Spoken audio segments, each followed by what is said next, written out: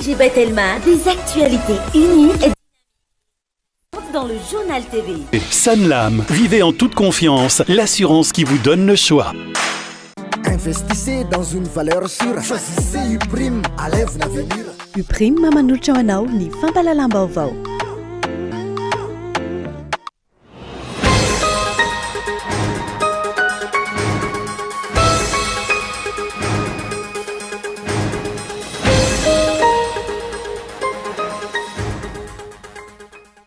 Nandefa taratasy fangataham-panazavana fandroany eo anivon'ny fitsarana avo momba lalam-pandrena andreo solombavambahoaka maro mahakasika ny antonana foanana ny taratasy fitsim-pahapitokisana ny gouvernement tavarany teo nambaran'izy ireo fa miray petsapetsa amin'ny tsy fanaran-dalàna ny eo anivon'ny fitsarana avo momba lalam-pandrenana amin'ny tsy fankatoavana ny fitsim-pahapitokisana.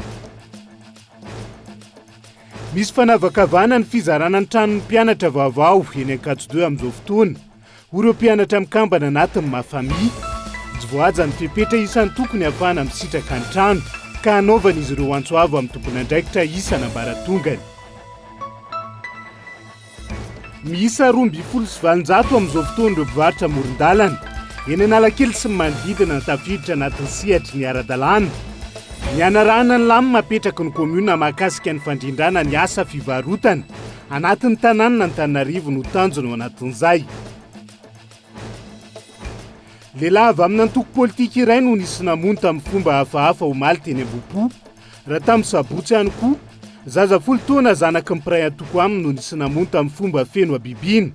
Manana isin'ny règlement de compte ny mpiray antoko amin'izy ireo ka mangataka ny anokafana fanadihadiny. Anivelany manano sarotra ny fandefasan'ireo fanampiana any amin'ireo trabona vokatry norotany tao Siria. Anton'izany ny ady an-trano misy any an-toerana amin'izao fotoana izao sy ny fizarazarana ara-politika faritra maro araka izany no tsy manaiky ny idiran'ireo fanampiana. Ny antsiprian'izay.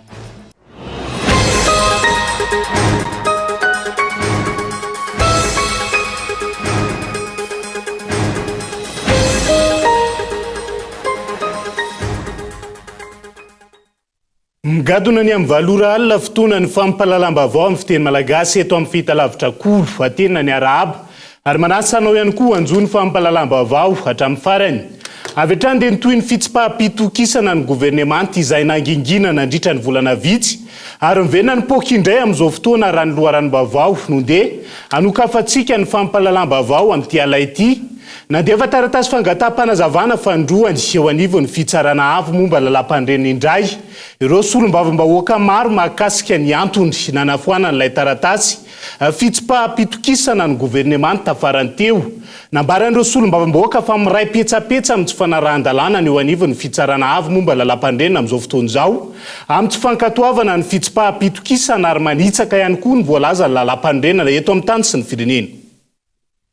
Taorian'ny fanafoanana tamin'ny fomba tsy ara-dalàna ilay taratasy fitsim-pahapitokisana ny premier ministre sy ny gouvernement izay nataon'ireo solombavambahoaka ny volana desambra lasa teo nadritra ny fotoam-pivoriana ara-potoana faharoa ny anteny miram-pirenena. Nametraka taratasy fangataham-panazavana fandroany ho an'ny ACC indray ireo solombavambahoaka maromaro amin'izao fotoana izao araka ny loharanom-baovao voaray. Taratasy fangataham-panazavana na requête momba ny antony nanafoanana ilay taratasy fitsim-pahapitokisana no napetraka eo anivon'ny ACD2ED na ny Haut Conseil pour la défense de la démocratie et de l'état de droit. Ny ACD2ED izay manana fahefana manokana hanatitra izany ny taratasy io mivantana eo anivon'ny ACC na ny fitsarana avo momba ny lalam-panorenana raha ny fantatra. Nefany nampiatona azy dia tsy lalàna akory, tsy didim-panjakana akory fa fanambarana tsotra ny ainga avy eo anivon'ny mbaomaharitra an'izany anteny miram-pirenena izany ka izay no ilana ny hevitry ny fitsarana avo mba lalam-panorenana ankehitriny ka nametrahanay ny taky io teny anivon'ny filan-kevitra ambony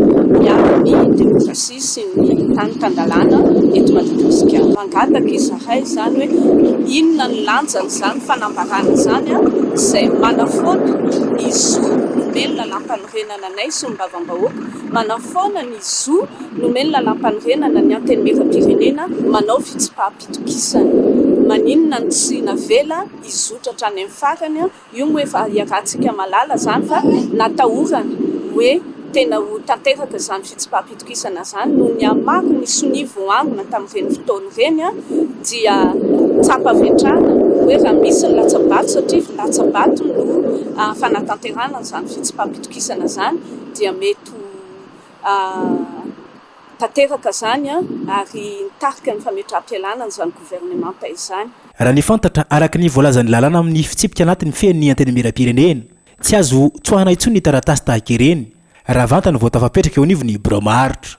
Fandikan-dalàna ny fanatsoahana ity taratasy fitsipaham-pitokisana ity hoy ny kestora faharoa ny antenimiram-pirenena toy ny fangataham-panazavana efa nisy teo aloha ihany ity taratasy faharoa ity raha ny fantatra. Mbola toin'izay dingan'izay ihany no mahatonga anay mamerina ny rekety amin'ny endrika hafa zay voalazan'ny lalam-panorenana ihany, voalazan'ny lalàna velona ihany, satria aminay ihany famelana fotsiny amin'izao ho voatoto tany fomba fiteny zany ny an'iny motion de censure iny izay najanona amin'ny fomba tsy ara-dalàna dia tena mbola fanamafisana n'ilay tsy fanarahan-dalàna ataon'ny mpitatana ny mpifehy lalàna mihitsy eto Madagasikara dia ny HCC zany, satria efa maro ihany tsy fanarahan-dalàna efa ndresahana fa raha ohatra ka avela amin'izao fotsiny iny dia ho lasa jurisprudence anampy ny efa eo ka ahatonga ny acte rehetrarehetra zay hitranga eto Madagasikara manomboka eo tsy anaraka lalàna intsony fa zay tian'ny HCC tenenina fotsiny sisa rehefa avy eo. Tsy manana fahasahinana eo anivon'ny HCC raha ny fanazavana trany hanika mitady izay fomba rehetra tsy anakely ilay taratasy fitsipaham-pitokisana. Herinay androm-panjakana ny antenimiram-pirenena ary fahefana no omen'ny lalam-panorenana sy ny lalàna n'io androm-panjakana io no nanaovana ny fitsipaham-pitokisana iny fa ny olana dia zao ny fitsarana avy momba ny lalam-panorenana no tsa manamarina ny maharadalàna n'iny ary mbola namafisin'ny prime ministre taty aoriana tamin'ny fanazavana nentina fa niendrika fanonganam-panjakana hono iny dikan'izay samy mihevitra daholo ireo rehetra ireo fa tsy ara-dalàna iny zahay nefa mila manam-porofo fa ara-dalàna iny arak'izay farany azo atao. Ankehitriny andrasana araka izany ny mety toy ny ity taratasy fangataham-panazavana faharoa izay nataon'ireo solombavambaoaka ho atery ny ACD2ID eny anivon'ny HCC ity taratasy ity izay efa eo am-pelatana ny filohan'ity androm-panjakana ACD2ID ity nanomboka tamin'ny 7 volana febroary lasa teo. Andrasantsika ny fivoaran'izay arotatena miandalana atao anatin'ny fampahalalam-baovao hatrany fa nankatoavin'ny fitsarana avy momba lalam-pandrenona androany ihany koa ny fangatahana na ny demande d'avis avy amin'ny filohan'ny CENI momba ireo tety andro anatanterahana ny fividianana filohan'ny pirenena. Arak'izany nekeny ny fitsarana avy momba lalam-pandrenona fa ny 9 novambra ny fihodinana voalohany amin'izay fividianan'izay ary ny 20 ny volana desambra ny fihodinana faharoa. Arak'izany andrasana ny mety ho fivoahany didim-panjakana mandritra ny filakevitra ny minisitra an'io ao ofisialy ireo tety andro ireo. Andrasana ihany koa anatin'izay ny an'ny fividianana be ny tanàna sy ny mpanolotsain'ny tanàna izay tokony ho amin'ity taona ity ihany koa raha ny voalaza ny lalàna. Fa fomba iray ahafahana mampandroso ny firenena sy mitady ireo mpamady vola avy any ivelany ny fanomezan-danja géopolitika hoy ny mpamakafaka ara-politika iray izay nanaovana fanadiadiana tamin'ity androany ity. Tokony hanova fomba fanaovana politika isika hipetrahany tena fampandrosoana eto amin'ny tany sy ny firenena amin'izao fotoana izao. Henri Florian. Azo ambara fa mbola matoritory ny géopolitika antsika eto Madagasikara hatramin'izay ka hatramin'izao hoy ireo mpamakafaka ara-politika nanaovana fanadidina tamin'ity androany ity. Mbola miaina ao anatin'ny tontolo politika ao anatiny avokoa ny fanehoan-kevitra sy ny adihevitra politika eto amintsika hanika tsy mbola hita taratra hatramin'izao ny firesahana ny any ivelany izay ilaina sy tokony ho resahana misimisy kokoa. Fotoana tokony hanovana ny fomba fanaovana politika izao raha ny fanazavana. Raha jeretsika ilay ny olana misy ankehitriny amin'ny continent africain satria betsaka ny africain ankehitriny izay tsy mankasitraka ny politiky ny frantsay ty amin'ny continent africain zay tokony jerena makasika an'izay fa maninona tokoa ireo mpanao politika africain marimarina indrindra ny leon'ny politika frantsay nefa tsy ratsy koa ny politika frantsay fa misy zavatra tokony ho avozina ao anatin'izay ho avozina lehibe satria zao tokoa ny fotoana tokony anaovantsika ny ataontsika hoe ny accord de coopération amin'ny frantsay satria ao anatin'ny désordre ny ordre mondial ankehitriny satria ny rosianina mitady ny élément zany hoe mitady ny partenaire ty amin'ny continent africain fa maninona koa tsika amin'izao fotoana zao no tokony manavao ny fiarah-miasa eo amin'ny frantsay na amin'ireo mpamatsy vola mba hahafahantsika mandamina tanteraka ny politika eto Madagasikara na amin'ny continent africain zany. Averiko hoe tsy ratsy koa ny fianara-miasa amin'ny frantsay, tsy ratsy miara-miasa amin'ny russiana fa mila mahalala tsara ataontsika hoe géopolitique internationale, ny relation internationale. Ilaina ny firesahana bebe kokoa ny lafiny géopolitique eto amintsika mba ahafahana mandresy lahatra ny mpamatsy vola avy any ivelany raha ny fantatra. Raha miresaka géopolitique zay tsika fa raha jerentsika amin'ny lafin'ny fampianarana, programme fampianarana misy eto Madagasikara dia tsy ao anatin'ny lafin'ny fampianarana aty amin'ny école de base ny géopolitique internationale fa any amin'ny sehatra avoavo any amin'ny université no ahitana an'izay géopolitique internationale. Nefa zay tokony aty amin'ny toerana iva ty dia efa mahalala ny ataontsika hoe ny géopolitique internationale na ataontsika hoe ny géographique ny politika manerana an'izao tontolo zao.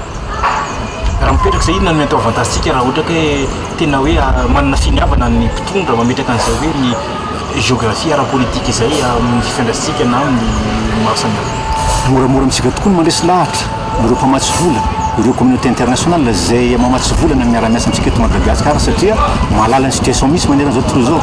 Resako teny ny mahakasika ny ordre mondial satria mikorontana ny ordre mondial ankehitriny sahirana ny firenena maro aiza nale satria ao anatin'ny fikorotanana. Nefa zay géopolitique zay ahafahantsika tsirairay mba malaka ny lamina, mametraka ny lamina misy tokoa amin'ny toedra raha misy manerana an'izao tontolo zao. Ilaina araka izany ny mivoy ny géopolitique eto amintsika mba ahafahan'ireo firenena avy any ivelany mitoto bebe kokoa eto Madagasikara amin'ny fanomezan-tany sy ny famatsim-bola maro samihafa. Ny fanomezan-danja izany géopolitique izany izay isiaky ny goavana amin'ny fiara-miasantsika amin'ireo firenena any ivelany. Tontolon'ny fampianarana no anohizantsika ny fampalalam-baovao amin'ity ality fandeha tomboka amin'ny trano foninan'ireo mpianatra eny anivony anjery manontolo. Misy fanavakavahana ny fizarana ny tranon'ny mpianatra vaovao ny cité R+1 eny Ankatso 2. Amin'izao fotoan'izao raha ny fitaraina n'ireo mpianatra mpikambana ao anatiny mafami. Jivoaja ny fepetra isan'ny tokony ahafahana misitraka ny trano eny antoenina raha ny fitarainana. Antony anaovan'ireo mpianatra antsoavo amin'ny tompona andraikitra ny ministera sy ny fandraisana fepetra enitra. Manoloana ny raharaha eny antoerana ankehitriny avy no kolona. Tsy ireo mpianatra mandalo fahasahiranana amin'ny famitana ny fianarana no misitraka ny trano vaovao R+1 eny amin'ny cité Ankatso 2 hoy ireo solotenany ireo mpianatra androany. Manay amin'ny fisin'ny fanavakavahana avy amin'ny tompon'andraikitra manoloana ny fizarana ireo efitra ho an'ny mpianatra ireto farany ka manao antsoavo. Ity tranga ity izay efa niseho tamin'ny trano fonenan'ny mpianatra hafa ny taona 2014 sy ny taona 2017 raha ny fanazavana. Dia tao anatin'izay nefany hitanay fa atao hoe petatoko ny décision raisy ministère satria morona à 90% izy makany an'le hozarana 23 tsisy critère tsisy ninona ny cité ampianatra hoe zarana 23 zay moa mahastable anazy eo anatin'ny politikany. Tokony afantatra koa ny tsirairay olona ohatra ny ahoana ny hisitraka ny trano. Ao anatin'izany tsy zanaka double fonctionnaire any no hisitraka ny trano hoe fa na kambody na olona manana fahasembanana na olona sahirana zany dia tokony apetraka zay satria tamin'ny R+3 tamin'izany nisy ny fiche de paie an'ny ray aman-dreny, nisy ny certificat de vie collectif an'ny anina, firy nareo mpiray tapo, firy anareo mianatra amin'ny université, firy anareo mbola mianatra. Araka izany tsy tokony hisy ny fandrika amin'ireo trano fonenan'ny mpianatra. Miankina amin'ny fanapahan-kevitra horaisin'ny ministera ny mety sy ny hetsika avy amin'ireo mpianatra na tsy raha ny fanazavana. Andininy voalohany, takinay ny fanavozana lisitra mpianatra mangataka hisitraka ny trano fonenana amin'ny alalana fankafana ny demande de logement. Andininy faharoa, mangataka izahay ny ampiarana ny lasitra sy ireo masitsivana toy ny kamboty mpianatra mendrika. Natao tamin'ny fizarana ny R+3 Ankatso 2 izay hita fa nahitana fambeazana. Andininy fahatelo, mangataka izay ny fangararana eo amin'ny fananganana ny komisionna amin'ny alalan'ny fampidirana ireo mpisehatra rehetra amin'ny trano fonenan'ny mpianatra. Andininy fahaefatra, mangataka amin'ny ministera izay mba hanafoana ny fanavakavahana sy mizana tsindrinila eo amin'ny fitantanana ny samy mpianatra sy ny fisitrahana ny tombotsoa samihafa. Andininy fahadimy, mangataka izay ny fitondram-panjakana mba handray andraikitra amin'ny fitandrona ny filaminana mialoha sy aoriana ary mandritra ny fizarana ny trano. teboka 5 lehibe araka izany ho takian'ireo mpianatra amin'ny fizarana ny trano fonenana vaovao amin'izao fotoana. Tsy aivina, tamin'ny taona 2024 no vita tanteraka ity trano ity. Nanaovan'ireo mpianatra Antsoavy ny fitakiana ny fizarana ny trano izay miafara amin'izao fanavakavahana ny mpisitraka izao. Patetika sa vaovao apetraka eny amin'ireo université mpanjakana ny fampifanarahana ny asa sy ny fianarana na ny ATE na ny alternance travail étude amin'izao fotoana izao tanjona ny idiran'ireo tanora amin'ny sehatry ny matianina avy hatrany raha vao mivoaka ny fianarana lycée teknika. Totoamasina sy Antsiranana moa no efa nanaovana ny andrana arezahana ihany koa ny ambovelatra izay tetika zay raha ny fanazavana ireo tompona andraikitra tamin'ity androan'ity. Nela Ranevson. Saika hita ho sahirana avokoa ny ankamaroan'ireo mpianatra navita fianarana rehefa miditra amin'ny sehatry ny asa. Isan'ny sakana tsy ahitan'ireo tanora asa ihany koa ny tsy fananany atraikefa amin'ny asa izay anaovan'ny fangatahana. Ho fanampiana sy ho fampiakarana ny fahaiza-manaon'ny tanora. Ho apetraka amin'ireo université ny fanjakana maro ny tetika asa vaovao izay antsoina hoe alternance travail étude izany hoe fampiarahana ny fianarana amin'ny sehatry ny asa. Be mitombony voalohany aloha dia sady mpianatra sady mianatra izy any ampianarana miasa. Zay dia efa tombony anankiray zay satria eo amin'ny rehefa mandeha makany amin'ny entreprise izy zany dia efa mianatra n'le mahazo n'le fahaiza-manao amin'le asa tiany atao. Dia iny zany dia efa tombony be iny. Ny tombo faharoa an'ny mpianatra dia tsy karazana stage fotsiny le izy fa tena ohatrany hoe raisina ohatrany mpiasa izy. Zay ny tombony faharoa. Ary ny tombony fahatelo amin'ity méthode ity zany dia efa manomboka mianatra izy dia efa tonga dia fantany zavatra miandry azy any ampianarana. Dia hitanareo amin'izay zany fa misy miakatra le fahaiza-manaony rehefa mivoaka amin'le toeram-pampianarana. Miditra avy hatrany amin'ny sehatra matianina ireo tanora rehefa vita ny fianarana raha ny tanjona napetraka amin'ny io voatetika asa io. Efa misy ny fifampiresahana amin'ireo tompon'andraikitra raha toka ilaina ny fantsiana ny lalàna mifehy asa amin'ny fampiatrahana ity tetika asa ity. Aorian'ny atrikasa isy ny fifampiresahana mahakasika ny tetika asa amin'ireo ministera izay voakasika izany iroso amin'ny fifampiresahana amin'ireo orinasa ihany koa ireo tompon'andraikitra. Dia hiala avy amin'izay ataontsika hoe expérience hita amin'izay isika dia ametraka ametraka mihitsy lalàna momba ny zavatra io dia ho apetraka ara-dalàna mihitsy zany le izy. Zay zany no tena izy. Ankoatran'ilay tany Tomasina le hoe LDP Tomasina anaovana ny fampianarana dia tany Antsiranana momba ny THR tourisme hôtellerie et restauration. Ireo zany le ohatra anankiroa zay efa nampiarana an'izy io dia nahitana olana dia zay nahatonga ny hoe alao tonga dia ho dinihana marina ny momba nyity alternance travail étude. Ny sampam-pampianarana THR na ny tourisme hôtellerie et restauration amin'ny lycée technique et professionnel ao Toamasina sy Antsiranana no nanaovana ny andrana. Amin'ny maha andrana azy mbola maro ny lesoka hita izay tsy maintsy ho hatsaraina sy hitondrana vahaolana raha ny fanazavana ireo tompon'andraikitra. Fa ankoatra ny fanomezana fampianarana sahaza ny zaza sy ny tanora malagasy zay dia miankina amin'ny fanabeazana sy ny fametrahana kolotsaina vaovao miaingany amin'ireo toeram-pampianarana no ahafahana mitondra fanovana manoloana ny ady atao amin'ny kolikoly eto amin'ny firenena ankehitriny. Antony mazava-dehibe ny fampiofanana sy ny fanentanan'ireo tanora ho handray ny andraikitra tandrify azy anatin'io hoy ny teo anivon'ny Transparency International tamin'ity androan'ity. Abraham Randriamanana. Larina faharoa amby 70 amin'ny 100 amin'ny firenena misy 20 amin'ny 100 maneran-tany misy any Madagasikara ny ady atao amin'ny kolikoly araka ny fanadihadiana IPC 2024. Izany ireo paikady napetraka ho fampahafantarana ny ady atao amin'ny kolikoly ny club fongotra nanomboka ny taona 2024. Fikambanana izay ahitana ireo mpianatra sy tanora mandray anjara amin'ny fanentanana sy ny fampahafantarana ny ady atao amin'ny kolikoly eny anivon'ireo toeram-pampianarana. Raha ohatra moa zany tsika te hampivoatra firenena dia mila ny éducation mihitsy ny aloha ny kitihana voalohany. Zay ny antony mahatonga ny hoe any anaty anatin'ny ankizy sy ny tanora izay no misehatra voalohany satria manateny izahay fa ahazo zany ireo ankizy ireo dia satria ireo no hoavin'ny firenena rapitso dia efa mitafy an'izay soatoavina isan-karazany izay izy ireo rehefa tonga amin'izy zay dia izay hoe hoavin'ny firenena izay mety ho tompona ndraiky mpanjakany ireo rapitso mety ho tompona orinasa na mpandraraha isan-karazany fa zay mahasamihafa anazy hoe mitafy an'izay hoe soatoavina izay ary mitazona an'ilay soatoavina ka afaka ampivoatra ny firenentsika.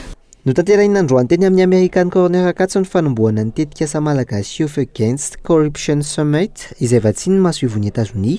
Izy mandritra izany ny fanatanterahana ny fihaonana tampony ho an'ireo mpianatra sy tanora manerana nosy ho tanterahina eto Antananarivo ny volana martsa izao ho fampiofanana sy ho fampitomboana traikefa ireo tanora mahalona ny atao amin'ny kolikoly. Lafomba hafa kosa indray dia miisa 2,700 amin'izao fotoana ireo mpivarotra amoron-dalana eny Analakely sy manodidina tafiditra ao anatin'ny sehatry ny ara-dalàna araka ny fanambana apetraka ny teo anivon'ny komunina Antananarivo renivohitra. Mitoetrany ny ezaka anatin'io ka nisy ny fivoriam-be no tanterahany fikambanan'ireo mpivarotra amoron-dalana tamin'ity androany ity tanjona ny ambidirana azy ireo anatin'ny izay sehatry ny ara-dalàna izay sy ho fanarahana ny lamina samihafa andrindrana ny asa fivarotana eto amin'ny tanàna Antananarivo renivohitra. Abraham Randriamana. Miroso tsikelikely ankehitriny ny fampidirana ireo mpivarotra amoron-dalana anatin'ny sehatry ny ara-dalàna ho an'ny komina Antananarivo renivohitra.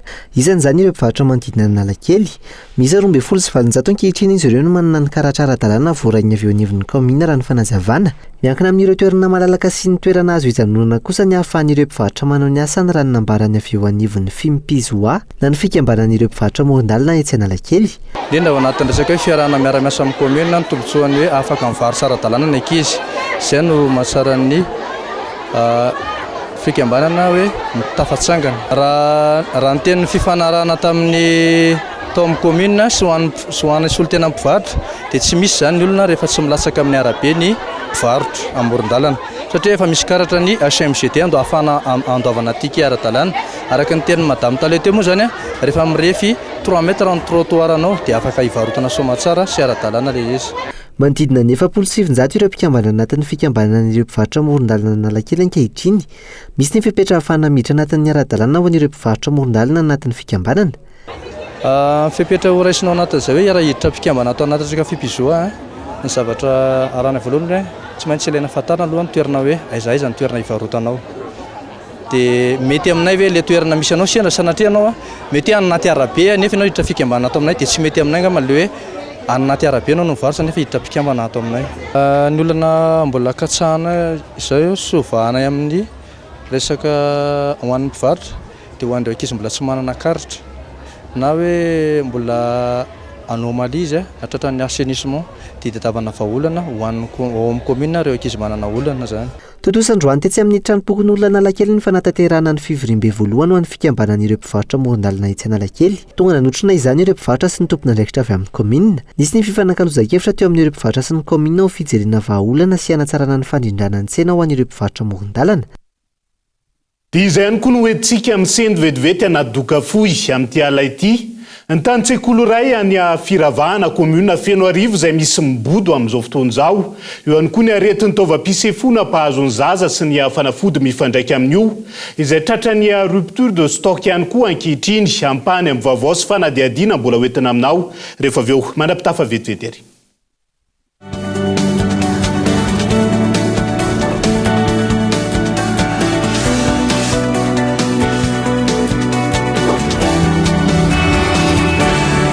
Amin'izao Saint-Valentin zao mety azo weekend ho an'ny mpifankatianareo. Misy fanontaniana ve? Za mba andefa ny vola kely za s'il te plaît anangonanako s'il te plaît.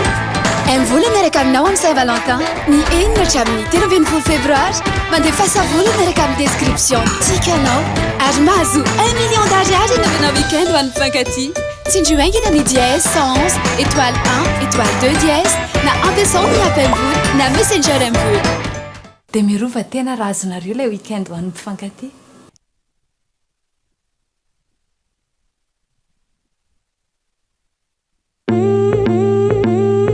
Reko fa fa afaka baky ianao raha sefy ianatra izy mbola tsy haiko lohatreto meritreritra hoe amin'ny fianarana any tsy mena amitaha am'izany ny prime zany ny orinasangeza ary matokeza sady tena mora varaka zay mora ny écolage ny prime tamin'ny 2007 de fa nisy donc azo antoka ny azahoana ny baka plus ara-dalàna tsara mihitsy ny diplôma flera bbb fa miankina aminao foana ao ny gestion sy ny management sa ianao tsy te hitantan'orina sambavainty za te anao commerce marketing de inona ny tsakanesana amin'ny prime paramédico communication droit anao ny soa fa za mionina amin'ny niveau T3 misy iprime madoly zay ale andrangà tanantsirabe tamaga majoenga mpampianatra betraikefa satrara dokotera professeur magistrat sekolo manara-penitra ny sady mampazoto mbola tsisy nianatra tato ka lasa jolamboto mba jereo anefa lasa ministra zao rakoto raso lasa zisketaka lasa radoko enao sisan'indrasana fiza efa tao iprime raha te ho tafa ohatrana izao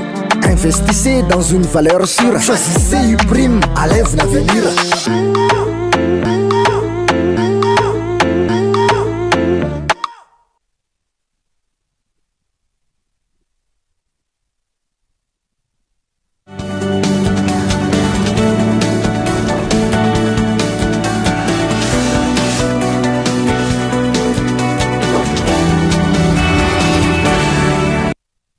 Mamerina ny araba ho antsika rehetra indray tonga soa atao anatin'ny tapany faharoa amin'ny fampalalam-bavao amin'ity alay ity isantarantsika izay dia bodon'olon-tsotra ny tany-tsekoly amin'ny EPP Firavahana commune Feno Arivo amin'izao fotoana izao mazava ankilany antota taratasy avy amin'ny sampandrarany fananan-tany izay manamarina fa ny sekoly ny tany saingy misy olona mahitahita sy manapatra fahefana hoy ireo mponina tsy ray aman-dren'ny mpianatra ka izao tonga amin'ny fibodona ny tany-tsekoly izao onona sainy. Mazava ny antota taratasy eo ampelantanany reto ray aman-dren'ny mpianatra ny tompona andraikitry ny sekoly EPP Firavahana commune Feno Arivo ary ny fitoerana fanofanana mpampianatra CNFPB na sandratra fa tany mpanjakana ny toerana misy ny EPP Firavahana izay mirefy 4 hektara. Ny taona 2009 no niorina ny sekoly ary novolendreo ray aman-dren'ny mpianatra tamin'izany fotoana hazo ny ambony tany. Ankehitriny nisy nanapaka ireo hazo mahery ny 30 taona.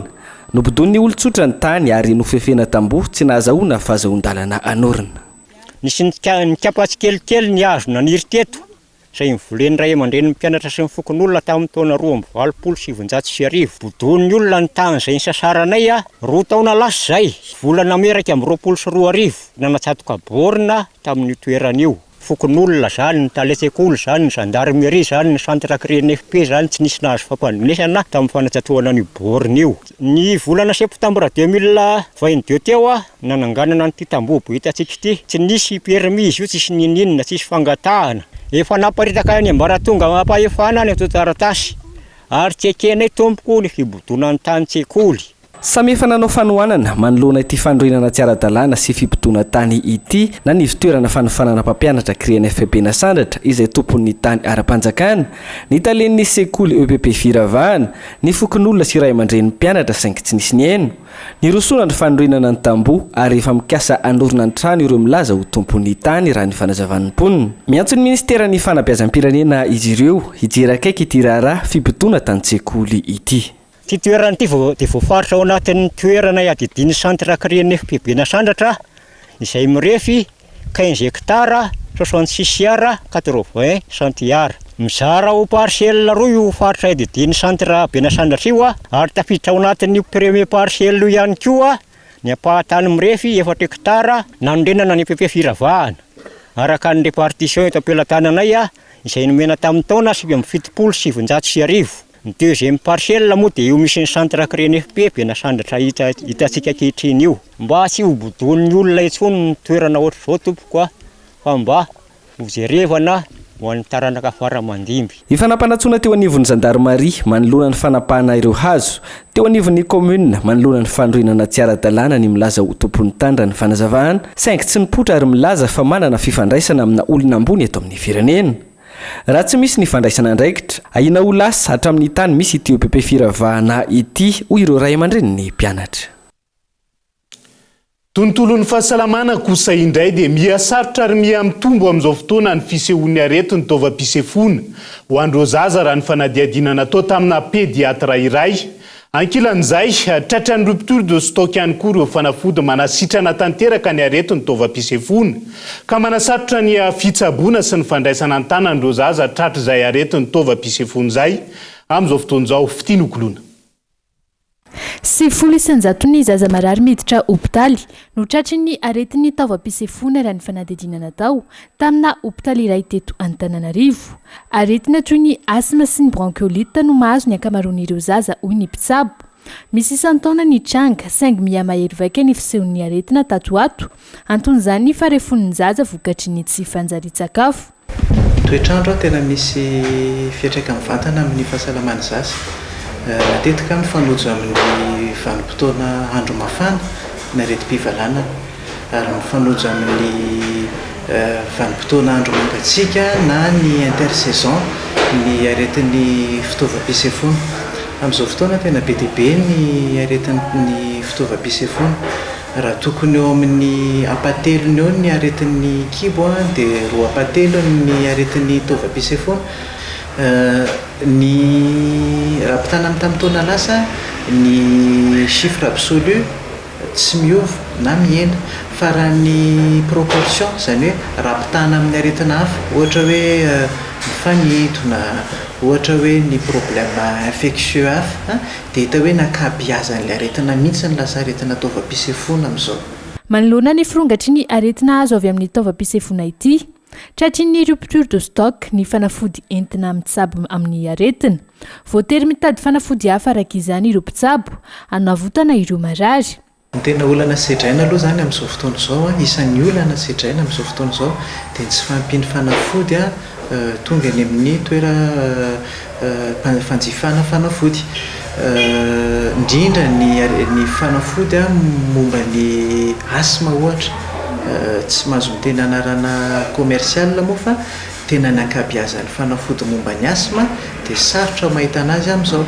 Hany ka ilay olona manaraka fanafody mitaiza lasa tapatapaka ny fanafody. Ny traitement alternative dia arak'izany misy molécule adapté kokoa, voatery ianao mampiasa molécule tsy adapté dia ny dikany ny efficacité ny fandairan'ny fanafody mihena. Ny effet secondaire izay tsy andrasanao lasa mipotra ho azy.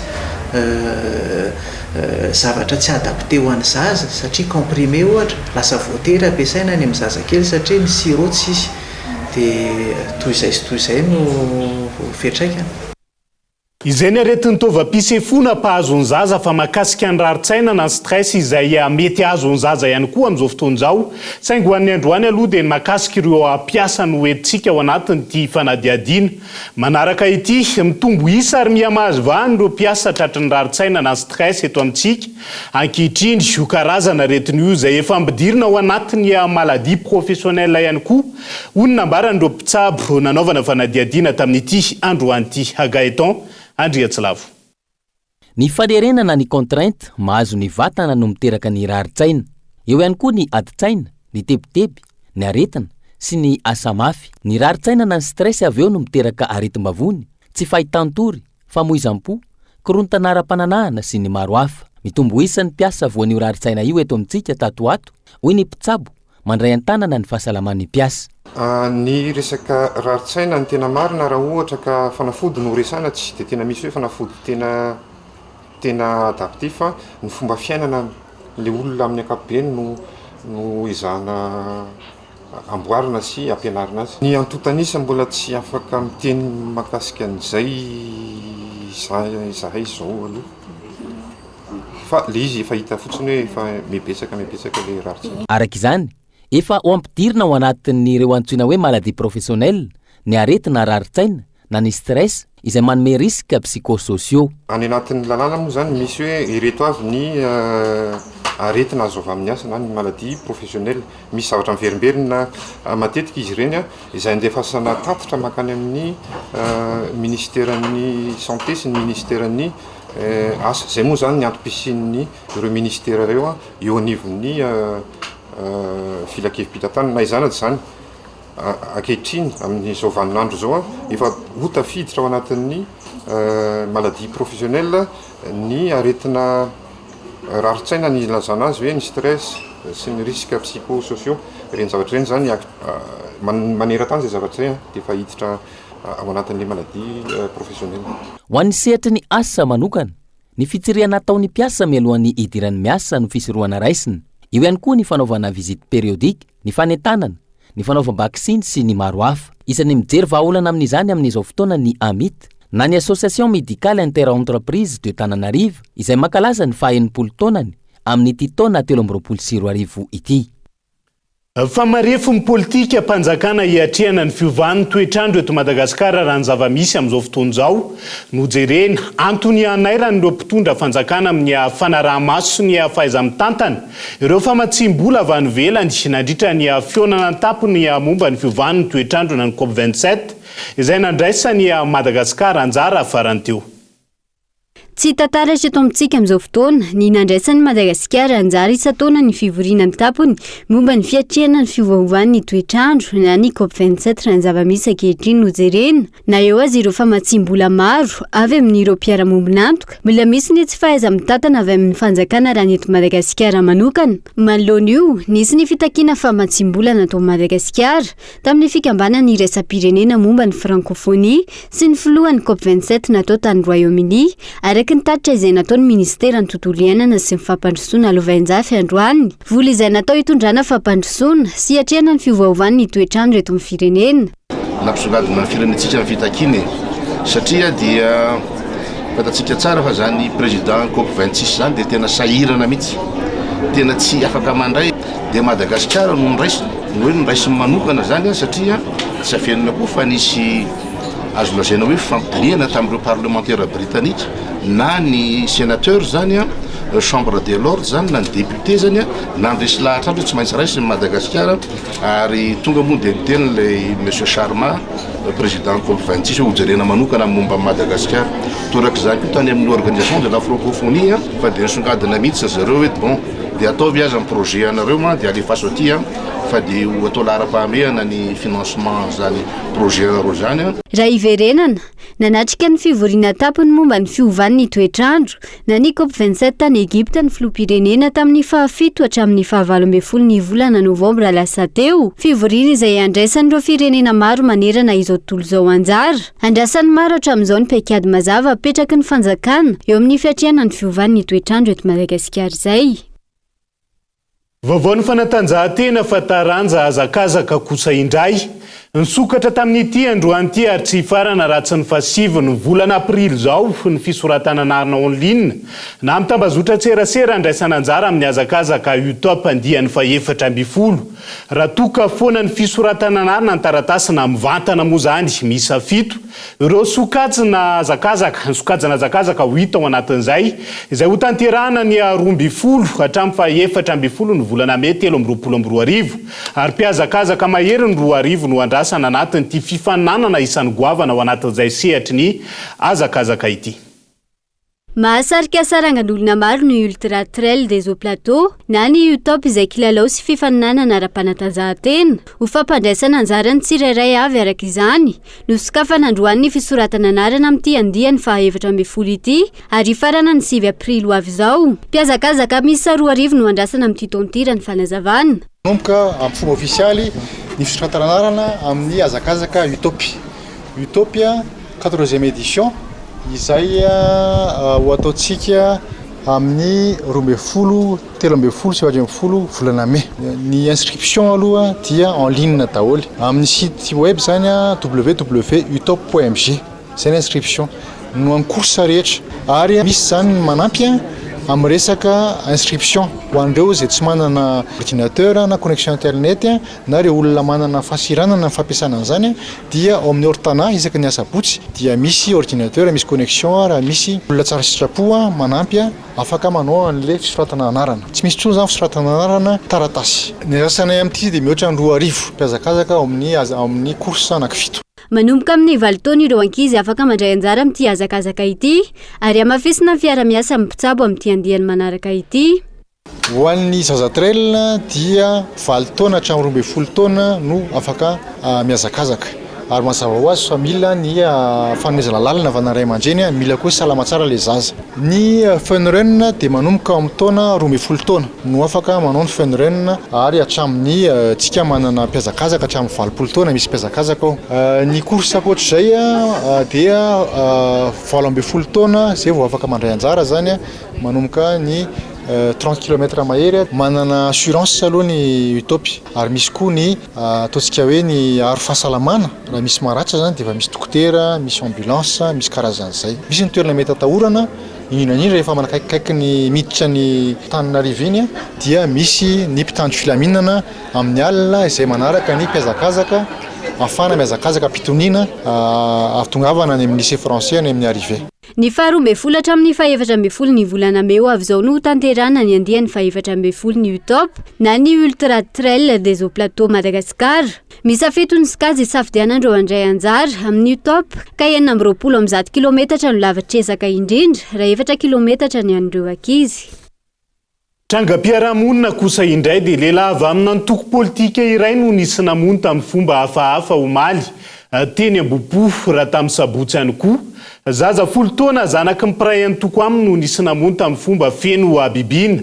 Manoloana io manany sy ny règlement de compte ny mpiray antoko amin'izy ireo ka manao antsoavo amin'ny tompona ndraiky mpanjakana isan'ny tokony hanokatra fanadiadiana sy jery akaiky mahakasika ny raharaha Danela Mino Arso.